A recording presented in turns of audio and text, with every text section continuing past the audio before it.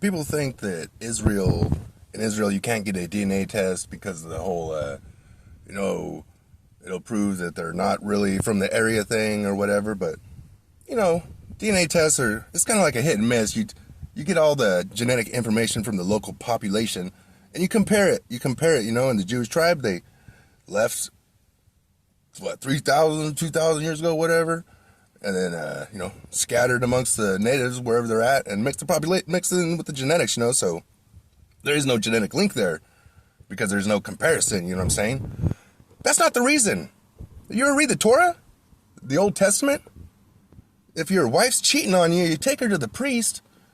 If you suspect she's cheating on you, you take her to the priest and he makes her drink this concoction of dirt and water and says some words to it. And the wife drinks it. And if it's not the husband's child, God will force an abortion on this woman. Because that's God's promise to the Jewish people, for an unfaithful wife, And if it is the man's child, nothing will happen. Now, here's the thing with the DNA test, with science.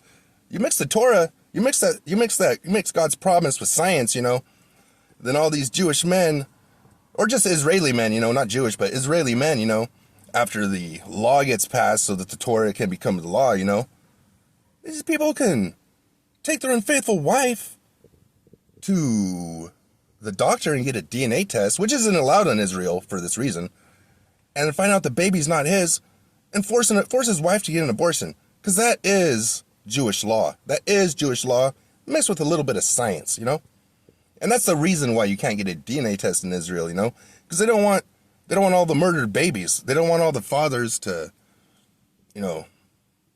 murder their wife's babies because they find out it's not theirs, That's why.